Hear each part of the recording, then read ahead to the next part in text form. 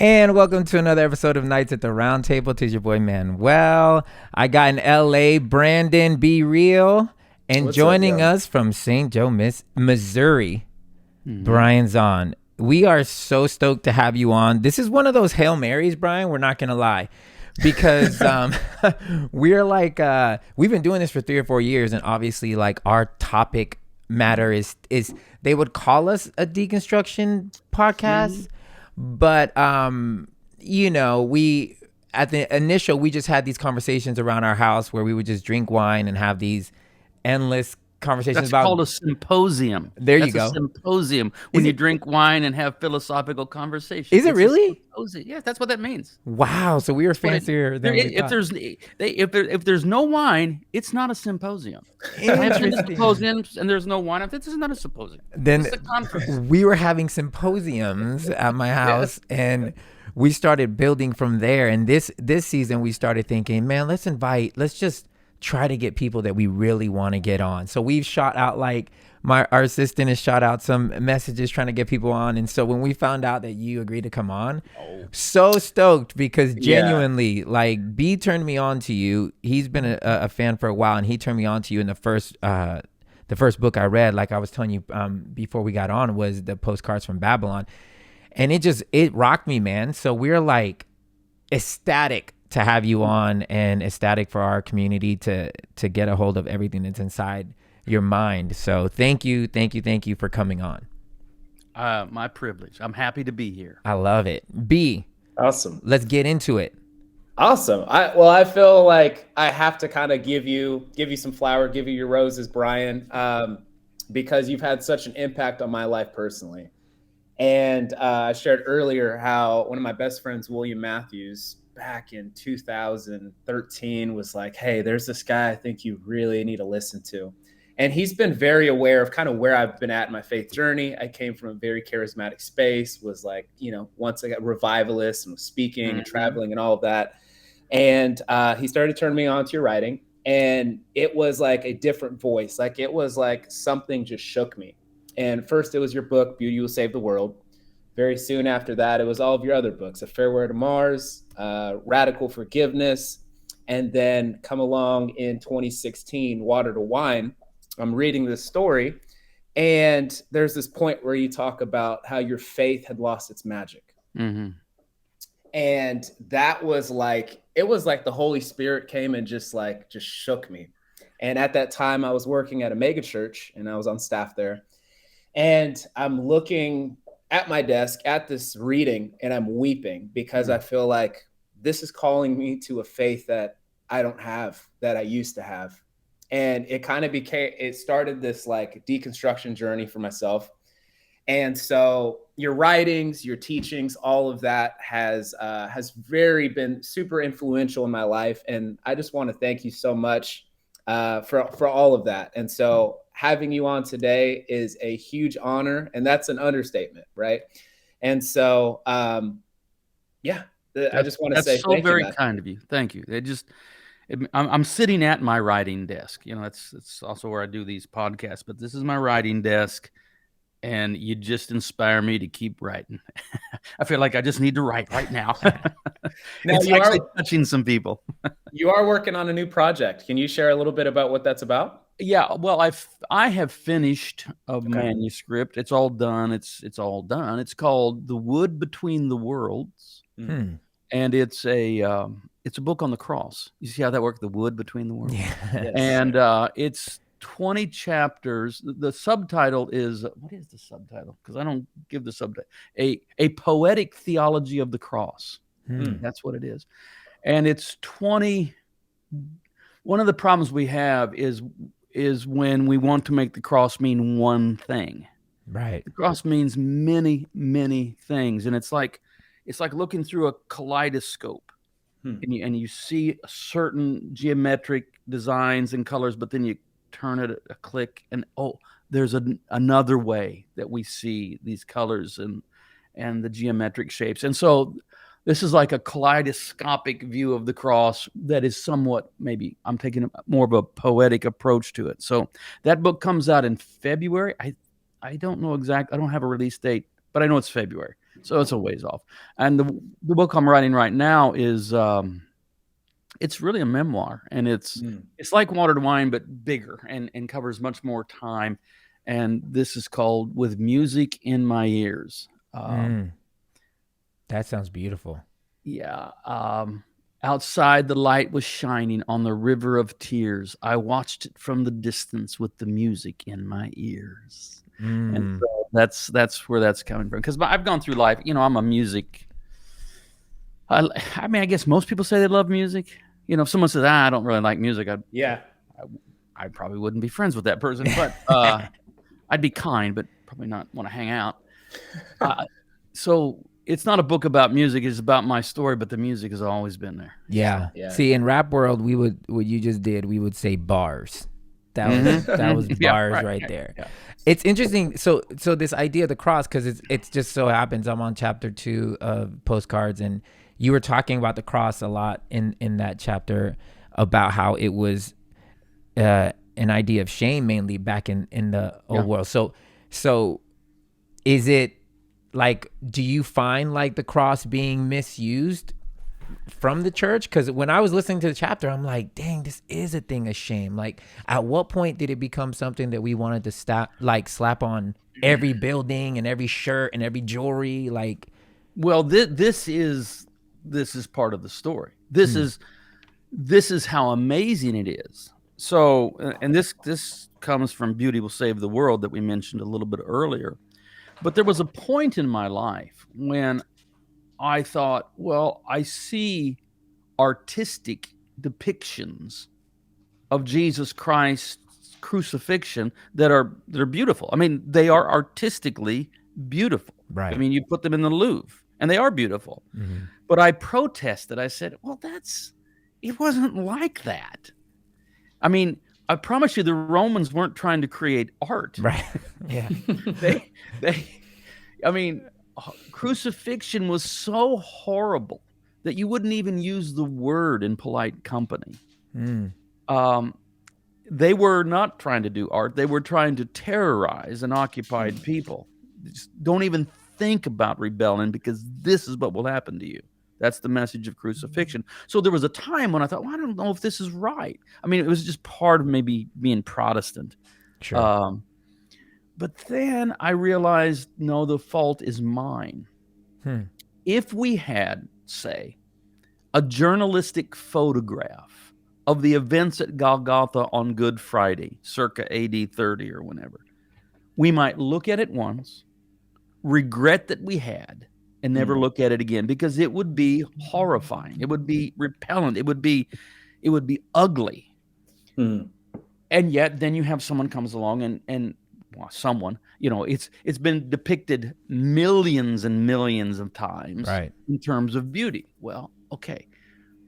The role of the artist is not that of the journalist. The journalist is simply to tell us the facts. The role of the artist is to alert us to what we may have overlooked.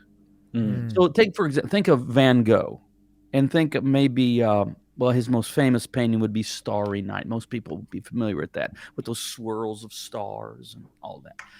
Well, is that a journalistic, realistic depiction of what you would see on a starry night? No. I mean, you go out on a starry night and look up, you don't see what is represented in Van Gogh's Starry Night.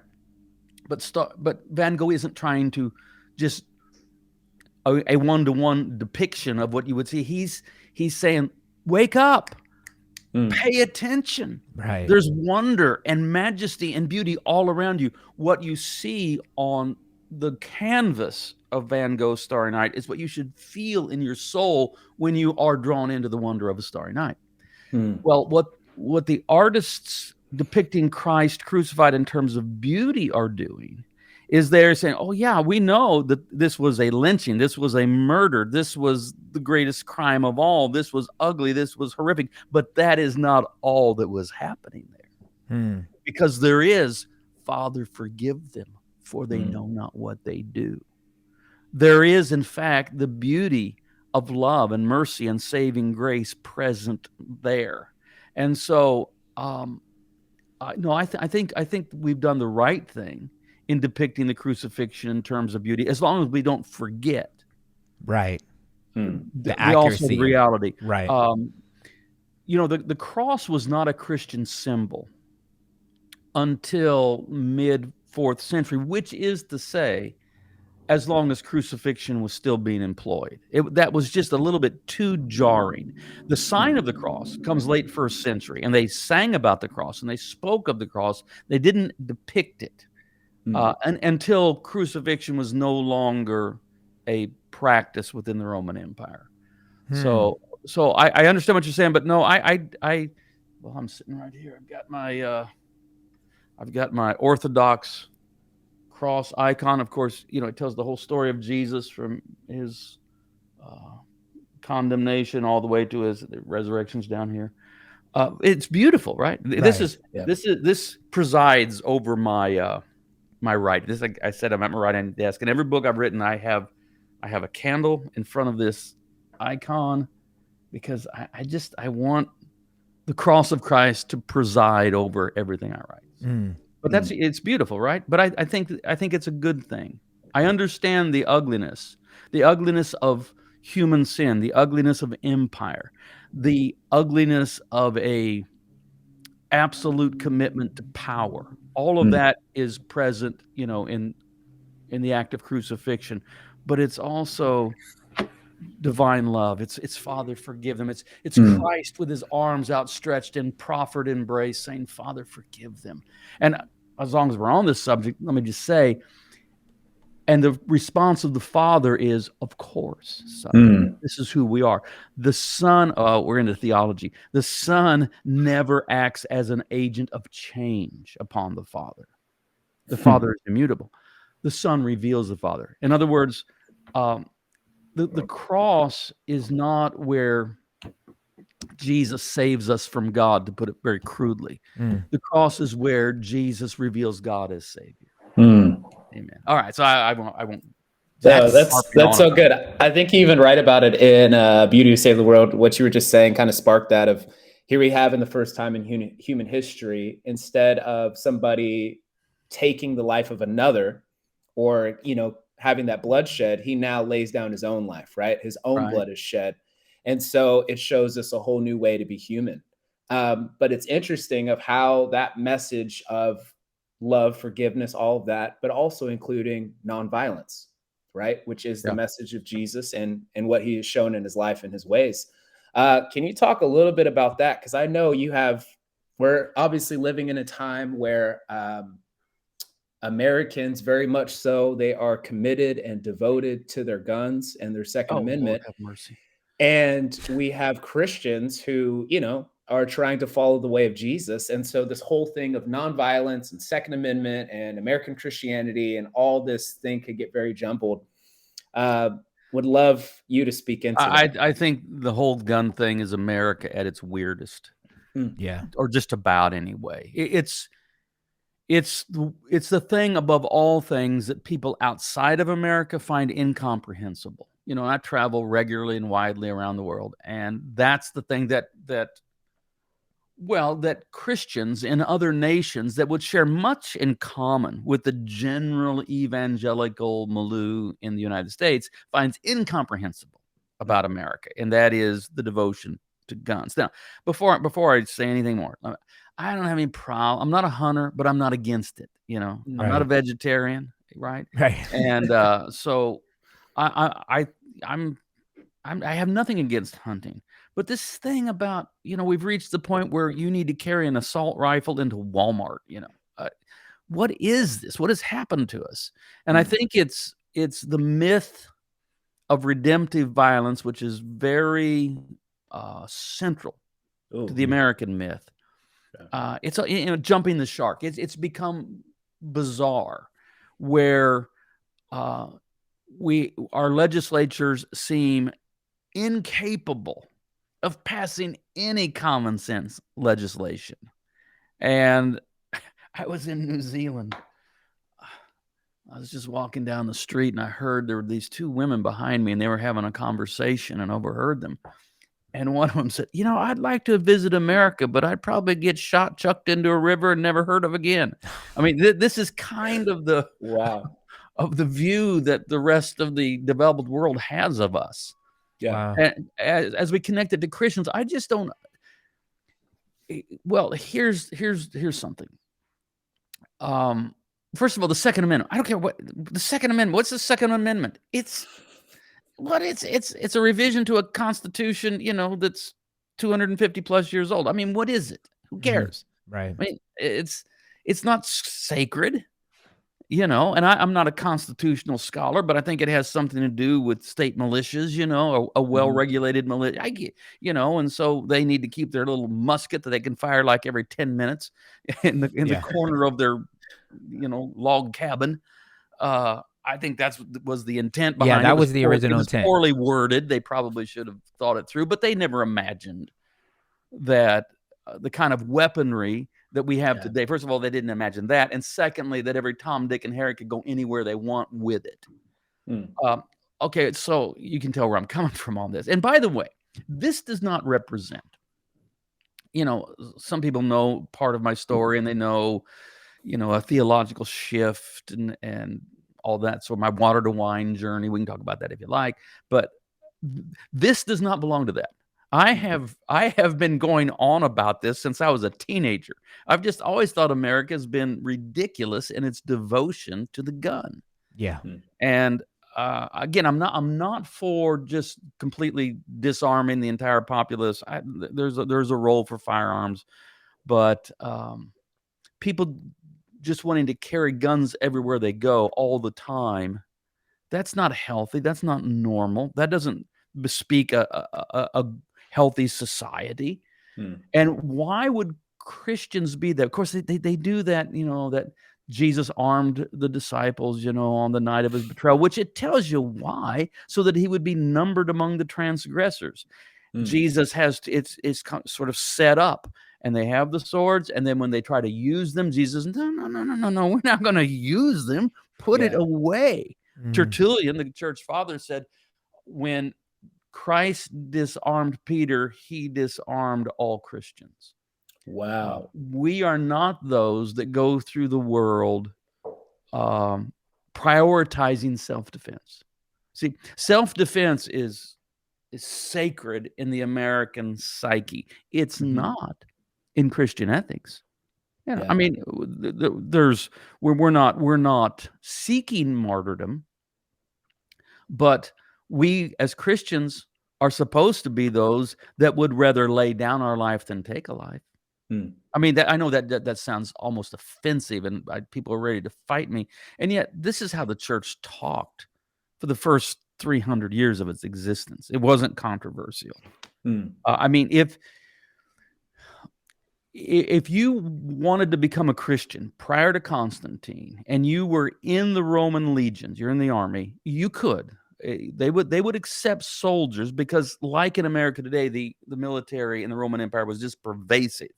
They didn't just fight the wars. They were something of the police force. They built the roads. They were the engineers, the bridges, all of that sort of thing. So you were not required to leave the military upon baptism, but you had to take a vow that you would not kill, even in battle, even in war. Wow. So to be a Christian in the first 300 years, you had to say, no, I take a vow that I will not kill.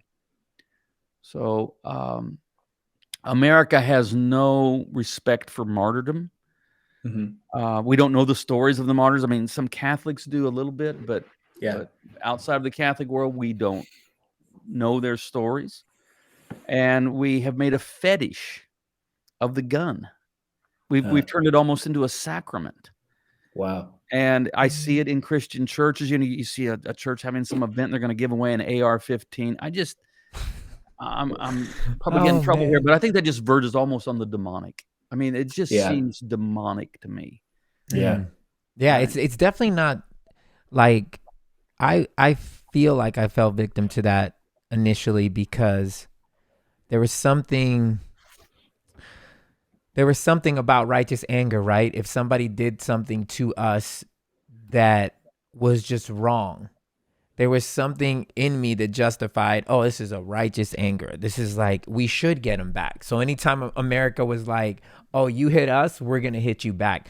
I can admit there was a low-key pride in that as an American, that we're the quote unquote biggest bully on the yard. And there's just something about like, yeah, don't mess with us or we'll get you type of thing. And as I continue to understand Christianity, which is funny because I've wanted to buy a gun to protect my house, but I haven't pulled the trigger yet. Sorry for the pun, but I haven't done it. And you walked right into that. Yeah. Because literally when people ask me, well, what would you do? And I'll be like, I would get one just so I can shoot it in the air and hopefully scare them. I don't want to shoot them. I just want to be like, bang, bang, shoot my roof. I got a gun, be scared, go away. But I can't in my heart be like, man, I don't know if I could take a life. So maybe so I don't own a gun because I don't hunt, right? So I tell people, I say, I own an ice axe. Do you own an ice axe? No. Why? You're not a mountain climber, right? Okay, so you don't own I don't hunt, so I don't own a gun. I wouldn't think in terms of trying, maybe I live in a more peaceful community. I don't know, although maybe not. I don't own a gun because I don't want to shoot anybody. Mm-hmm. I don't. And people say, well, could you imagine a scenario where you wish you had a gun? I said, yeah, I probably could. But can you imagine a scenario where you wish you didn't have a gun?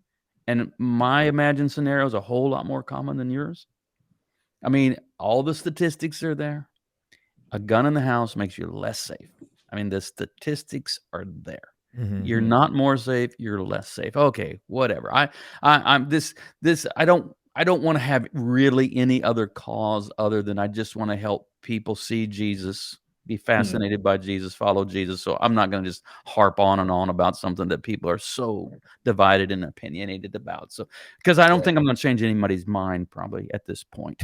Yeah, very few anyway. Sure. Yeah, for yeah. Sure. If they got it, they got it. It's funny because just now when you'd mentioned a church event having a sort of raffle to give away an assault rifle, when you said that, it was almost like I could visualize that church, right? And that church probably has a huge American flag somewhere in the sanctuary. Of course. Which is weird, right? But it also weird. It feeds into their the narrative that they play in their head that, America has and will continue to be a Christian nation. And obviously we know that is a myth. Yeah. And I'd love for you to share a little bit on that of America being a Christian nation. You said something that was, I forgot which, but you said, hey, America can never be a Christian nation.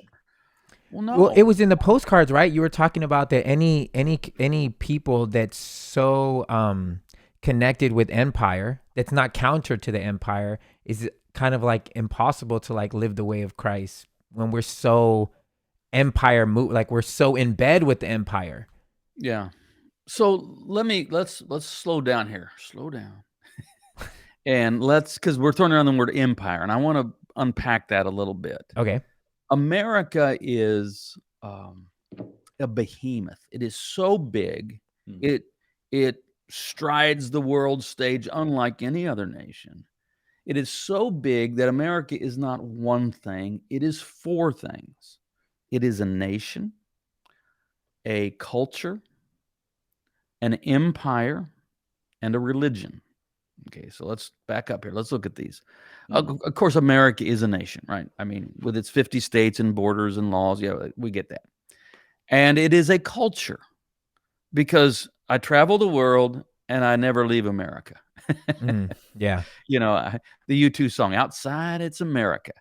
And, everywhere I go, I find a McDonald's and a Starbucks and a KFC and, all of that. And right. not just, the chain restaurants and all that, but just, America still drives the cultural agenda, at least of the West. And I don't know, I've traveled pretty much in the East too. And I would say it drives the cultural agenda of the world.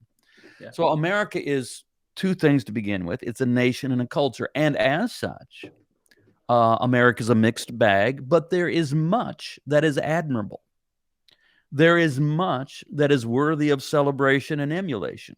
There is a unique entrepreneurial energy in America that maybe we're just so familiar with, we don't realize how unusual it is. This is one of the good things that people outside of America say about us. So you guys have, you're ready to do something new, and you have imagination, and you just have energy to say, well, no, we can do it differently and do it better, and we can improve it. And so these are some of the things that are admirable about America. We talk about the advances that America has led the world in terms of science, medicine, art, all kinds of things that are admirable. But it's a mixed bag. We know that.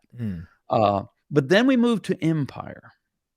America is an empire. Now, what do I mean by that? Do I just mean like a big fancy nation? Well, no, I mean empires are rich, powerful nations who at their core actually believe, somehow they believe, they have a right, perhaps usually it's a divine right, to rule the world, to rule other nations, and to shape history according to their agenda.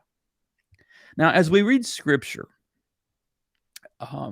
God seems to delight in nations with their diversity of ethnicity and language and culture, etc. God created the fish of the sea, and he didn't just create one fish. What are there all, so God seems to like this about nations, but God is opposed to empire. That is, rich, powerful nations who believe they have a divine right to rule other nations and a manifest destiny to shape history according to their agenda, because this, in fact, is the very thing that God has promised to his son.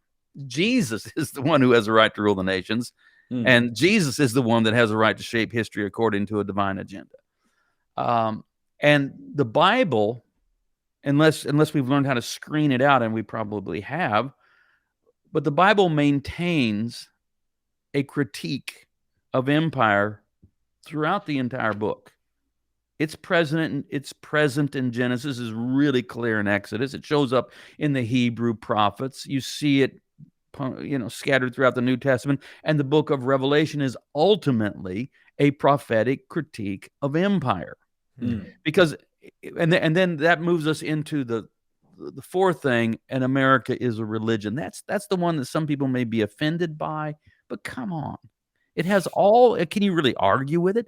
America is a religion complete with founding myths, holy days, sacred sites, sacred ceremonies, sacred texts, right? I mean, I meet people all the time, Christians, who actually think somehow the U.S. Constitution or something is on par with the inspiration of scriptures or some nonsense like that. Complete with liturgical gesture. Yeah. Right. You do this or this. And if you don't do this at the right time, people are like, whoa, what's wrong with you? Yeah. If you go to the U.S. Capitol and you go and you look up, you go into the rotunda and you look up at the dome, what you will see is the apotheosis of George Washington. That's the name of the mural, I guess you would call it, that's on the dome of the Capitol. And what it is, I mean, look it up if you doubt me. It is a depiction of George Washington having ascended to heaven and is seated upon a throne surrounded by other gods, the god Victory and maybe Liberty. I think it's Victory and Liberty that are depicted as goddesses, but they're the goddess Victory and the goddess Liberty and George Washington. Apotheosis, Greek. That's a Greek to make a god of, to become God. It's if we use the Latin derivative, it would be the deification of George Washington. This is religious, my friends. Yeah. And so this is one of the things that really began to alarm me 20 years ago, is when I realized that the Christianity I knew was too consumerist, too shallow, too thin, and way too American. The reason we have a hard time understanding Americanism as a religion is because it's so conflated with Christianity. Yeah. And Americanism, the religion, borrows heavily from Christian language and text and tradition. And so we imagine that they can be the same thing or more or less the same thing. And that's why we come up with this language of a Christian nation and that sort of stuff. Look, there is a Christian nation. It's called the church. It's called the church, and it's comprised of the baptized, and Jesus is Lord. But the church doesn't have armies. Yeah. And the church doesn't try to rule the world.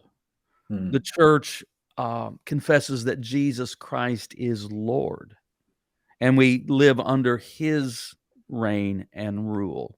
And if our Constitution is the Sermon on the Mount, and you can't wage war and live the Sermon on the Mount. You have to choose which you're going to do.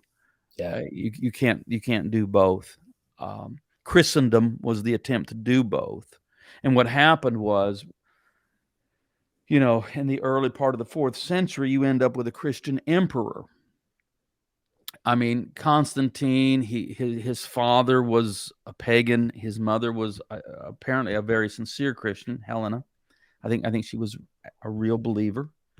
And then there's this episode where, as the hagiography goes, that Constantine sees a vision on the eve of the Battle of the Milvian Bridge. There was a civil war, 2 generals trying to become emperor, Maxentius and Constantine. And as it's told, I think this is all legend. I don't think there's any reality to it. But the story is that Constantine sees a cross in the heavens, and with these words, "In this sign you shall conquer." And then the sign of the cross is applied to the shields and weaponry of the armies of Constantine. They win the Battle of the Milvian Bridge. He goes on and becomes emperor. Well, first of all, "In this sign you shall conquer." Recognize that in that context, conquer is a euphemism for kill. Right. So in this sign you shall kill, because I want to be emperor instead of that other general. So then you have this. So now you have and Constantine becomes a kind of Christian, although he delays his baptism until he's on his deathbed, which was not a Christian practice. Right. I think Constantine kind of understood, you know what? I don't think you can really be a Christian and emperor at the same time. Mm-hmm. So I'll just wait till I'm not emperor anymore, or I've come to the end of the line. Now I wanted to say something though, that the church in general celebrated this and embraced the idea that now we are going to have a Christian empire. That was a mistake. It's clearly a mistake, but it was probably an inevitable mistake. I just can't imagine there's some Christian in Milan in the year 312, just following the great persecution of Diocletian, an emperor who viciously persecuted Christians, hearing that, the new emperor is some kind of Christian, and they're going to say, well, we're not going to put up with that, are we? Right. I mean, I think they're going to hear it. I think it's inevitable that they hear it as something positive, but it's only as we understand history that it puts us on a trajectory, right, that leads to the great 2 world wars in Europe, where in the name of national allegiance, Christians are killing Christians by the millions. Thanks so much, y'all, for listening to part 1 of this episode. We appreciate it greatly. Hey, like and subscribe if you guys are feeling this. Share it with your friends. We appreciate it so much. Please come back next week for part 2. Love you.